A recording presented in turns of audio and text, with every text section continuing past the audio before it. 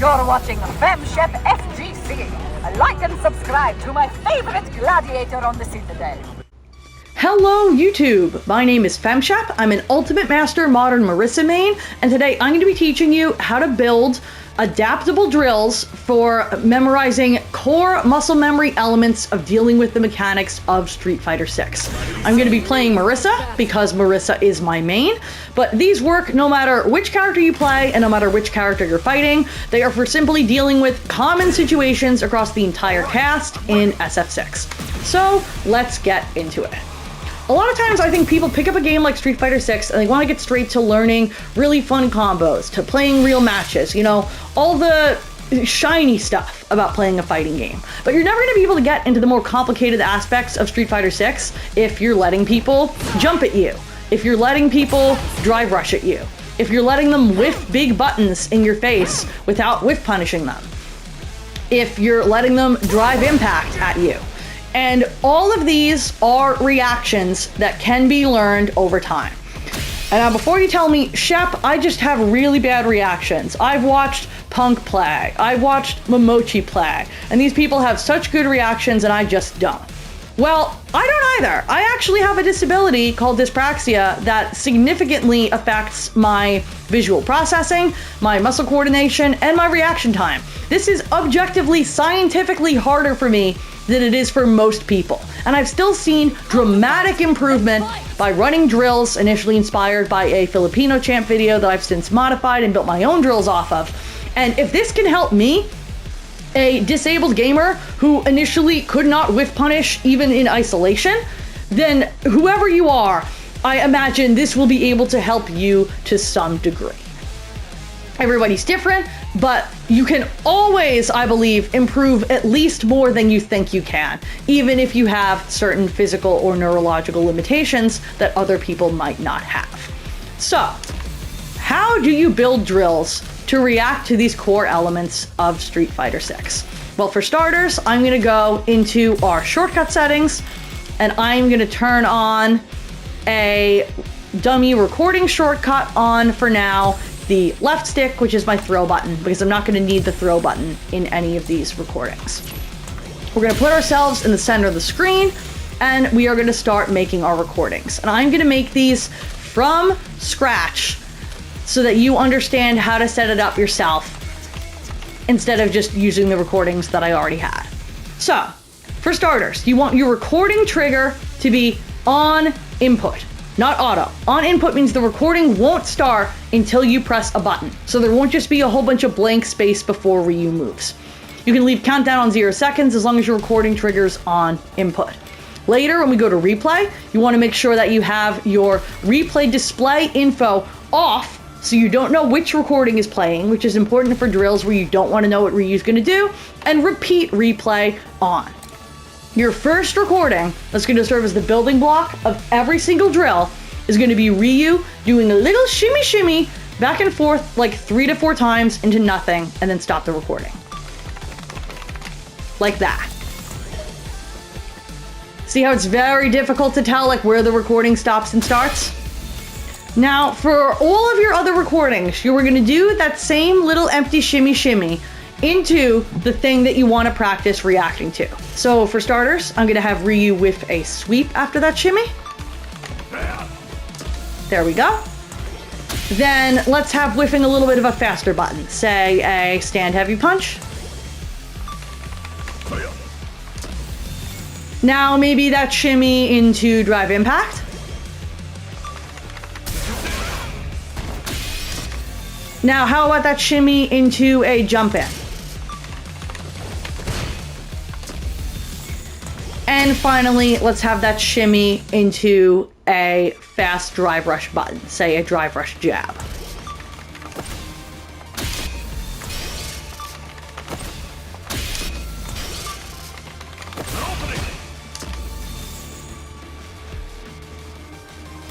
So now we have all of our recordings. We have empty shimmy. We have shimmy into whiff sweep. We have shimmy into whiff stand heavy punch. We have shimmy into drive impact. We have shimmy into jump in. And we have shimmy into drive rush jab. Now I want you to go back to that first recording that is just a shimmy and turn the random selection rate up to like 3 or 4 so that you don't know how many times Ryu is going to do a shimmy before he commits to an option. It's not always one set of shimmies and then thing, so you don't know when you need to be ready. If you, like me, found whiff punishing near impossible for the longest time, I think it's okay to start with just whiff punishing. Most of the time, I think you want 2 things in every drill, maybe even 3 things, so that you aren't just always looking to react to one thing.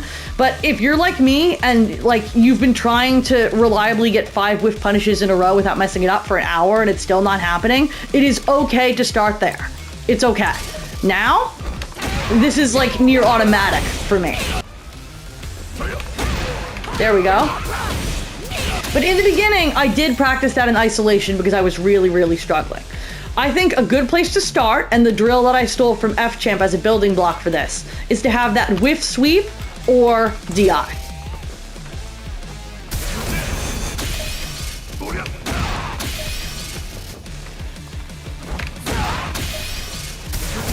Now, why do I think that's valuable? Well, if you're trying to train yourself to react to DI, you might think it's useful to just have an unknown number of shimmies and a drive impact.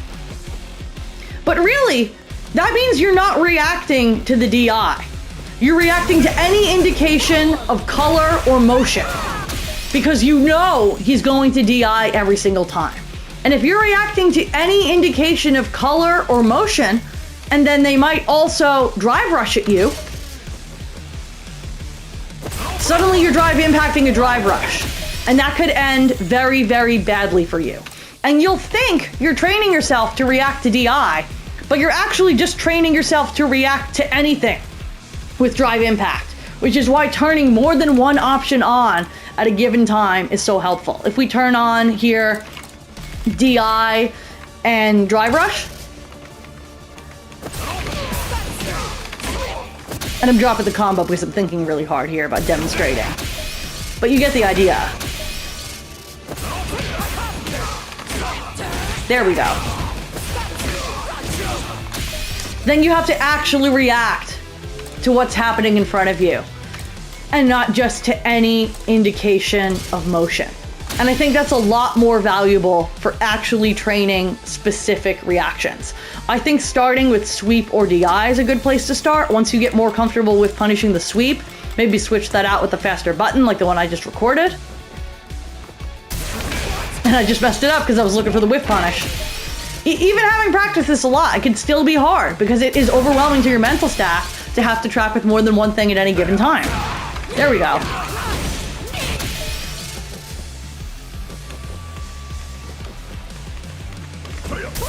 See, I was looking for the DI that time, and then I was looking for the whiff punish. You have to get into the rhythm of it to actually train the reactions that you want to have.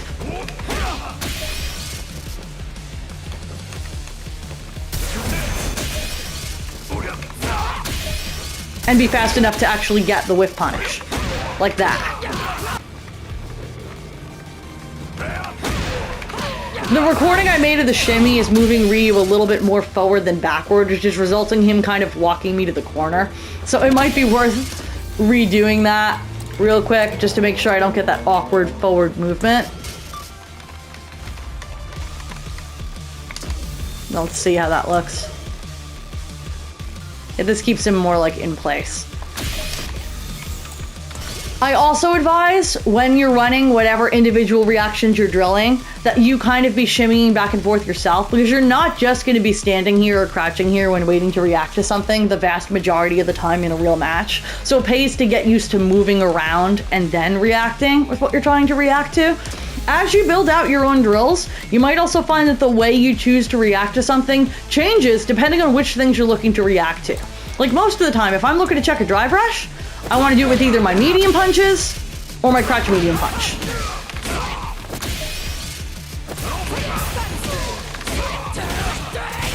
But technically, you can also perfect parry drive rush jab. I kind of delayed the jab there and it's messing up my perfect parry timing. There we go. And if the main things you're looking for are a drive rush or a jump in, so you're already hovering over the parry button, then it might be more useful to check the jump in with the parry as well. Like that. Where normally that might not be your preferred option for either of those things. But if the person you're fighting has shown you they mostly like to jump and they mostly like to drive rush, it becomes easier to react to both if you simplify it to one button. When you're training against jump-ins too, you can train different ways of anti-airing. Like my go-to anti-air is Gladius, and I tend to overuse it even at ranges where it's a bad idea, and even against empty jumps. So if I do just use Gladius here, I'm gonna feel like I don't need to use the drill at all. But what I'm trying to do is get my muscle memory to include Marissa's other anti-airs. So when I do this, I'll require myself to use the crouch heavy punch, which I've started actually using on reaction more often now because of this drill. If I really want to test myself, maybe I'll be requiring myself to do an air-to-air, like her jump medium punches.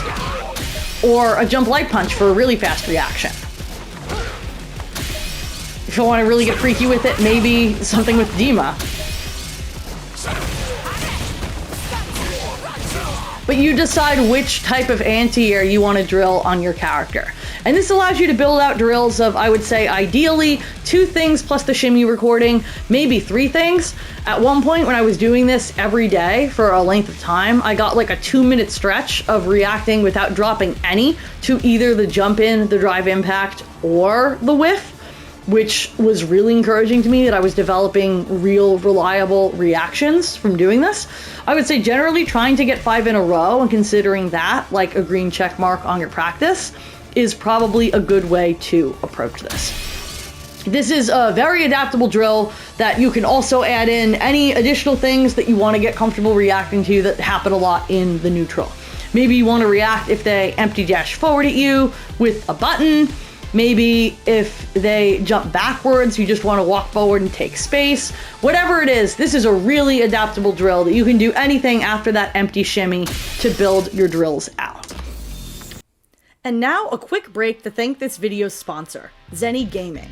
Zenni has been a leading online glasses company since 2003, when Marvel vs. Capcom 2 was released. With over 50 million pairs sold, Zenni offers prescription sunglasses, sports glasses, blue light glasses for gaming, safety glasses, and just regular old glasses. So you can look like Marissa Outfit 2, Aki Outfit 3, whatever you want. And unlike costumes in Street Fighter 6, Zenni is always releasing new fits, all for a fraction of what glasses would cost at an offline store.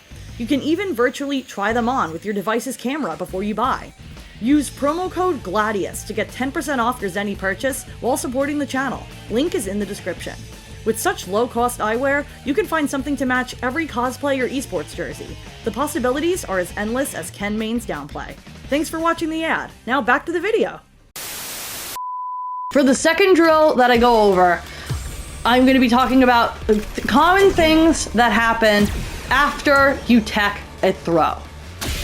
And the easiest way to set this up is to put yourself in the corner with the dummy. You are going to go to your shortcut settings, and instead of restart battle, you're going to want replay saved status on that button. And then make sure your dummy recording button does not overlap with your throw button, because you are going to need your throw button. All right, set your dummy to block all. Under reversal settings, for block reversal, you want to have normal throw. And then you're going to do a crouch jab into a throw here. And this puts us at the perfect distance for after a throw tack, and we are going to save that status. And now since we have a shortcut bound for replay save status, we can return to that spacing no matter where we are on the screen at any given time, and we're going to want to start our recordings from here. Now, I recorded this once and accidentally deleted the recordings by hitting reset during the recording instead of hitting the button to finish the recording. So I'm just going to remind you to make sure that you don't hit replay save status before you hit end recording on either of these. But the 2 recordings you need are a jump in and a dry rush jab. Because these are 2 of the things that people will most commonly do after a throw attack, and I often find I was not ready for either of them. The game logs a teched throw for the bot as damage, so you can actually set reversal after damage to be the 2 recordings that we just made, and the bot will then do one of those 2 things after they tech a throw. And we can now turn off that save status, put this back to normal, restart battle, because we have everything all set up. We put ourselves in the corner with the bot. The bot is still set to tech a throw on block. So you do crouch jab throw tech, and then you either anti-air the jump in or you check the drive rush like this. This is easier said than done. These close range drive rush checks can be really awkward, but that's part of why I think this is valuable as a drill, because this is going to happen a lot.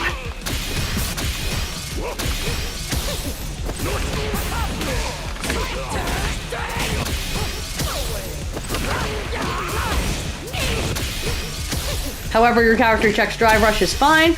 I usually go for a jump light punch here because I'm really focused on the drive rush check, and it makes it easier on my mental stack to react with the quickest possible anti-air.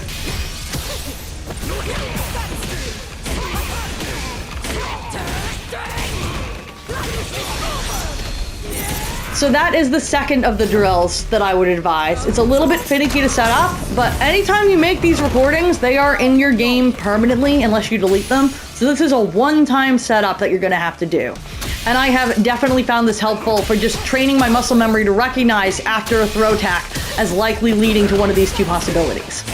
There are two more drills that I'm going to go over, and one is common things your opponent will do after you shimmy them, and the other one is common things your opponent will do after you frame trap them. And we can actually do both of these on Akuma as well. So I'm just gonna leave us on Akuma. You're gonna wanna set your bot to block all and put them in the corner away from you. So they are cornered, not you. And then you are going to do a common spacing trap on block for your character. For Marissa, that's a true block string, so I'll only have to set the bot to respond after they block one thing. If your spacing trap involves multiple hits, you'll need to change how many hits the bot is blocking before they do a reversal. But in Marissa's case, it's really simple. It's a forward heavy kick like Gladius. After that spacing trap in the corner, or really anywhere on screen, there are two common things your opponent is going to do.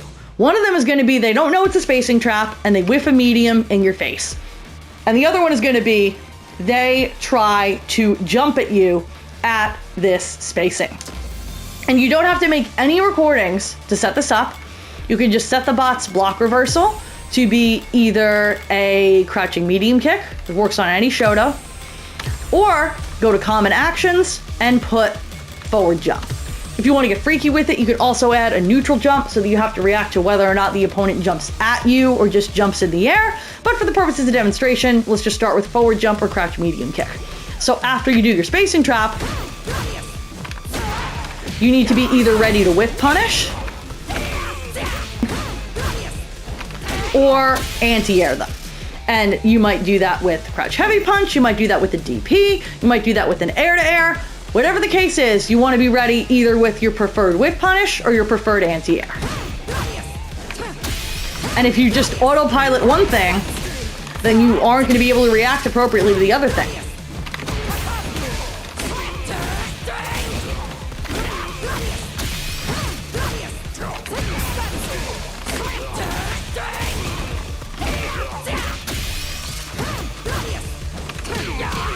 If you add a common action of just vertical jump here, then you may want to switch to doing all your anti-airs with air-to-air and a forward jump, because that'll be either of the vertical options, like so.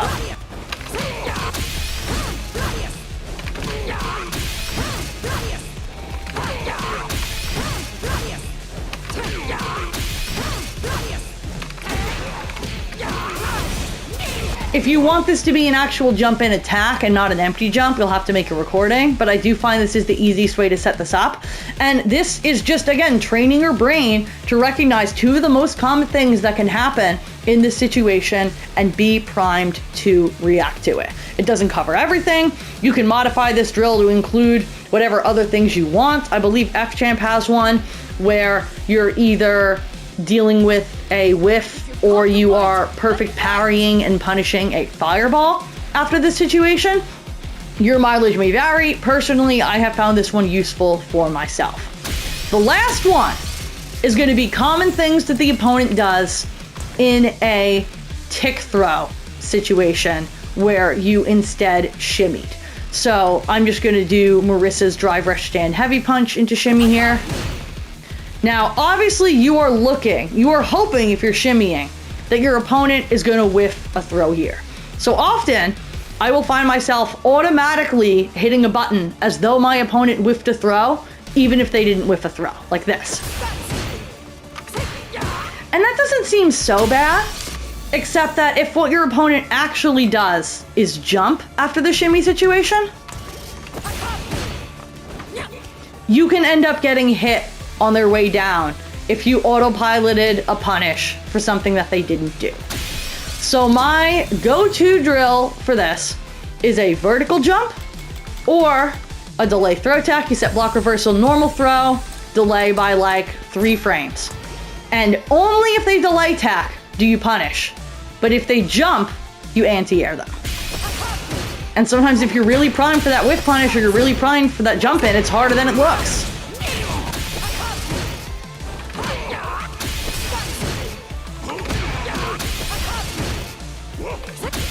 I was really expecting him to jump, I don't know why.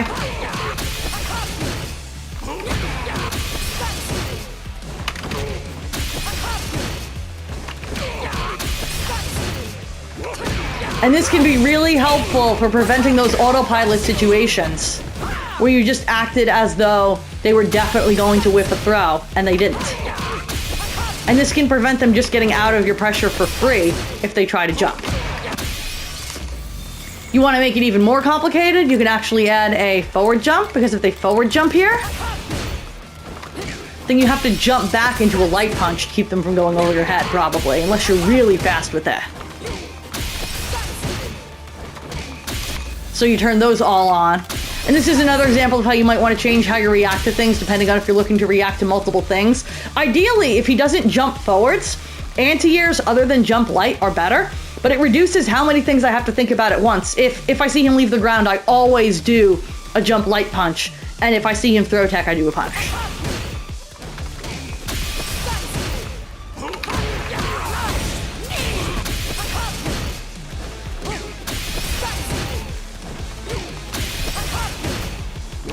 And obviously that's a slightly more optimal punish, but I'm really more focused on the reaction than the optimization here.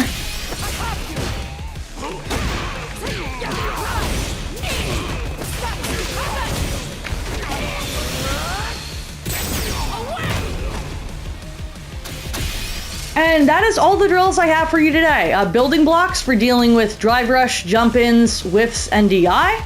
Common reactions to spacing trap being jump or whiff. And common reactions to shimmy being jump or delay tack. I hope this was helpful. If you've built your own drills, whether they are as generic as these or hyper matchup specific, feel free to tell me about them in the comments. I would love to hear about it. If you find this helpful, let me know. Drop a like, comment, and subscribe. Tell your friends. Thank you for watching, and have a great rest of your week. Where are you going? Before hitting like and subscribe,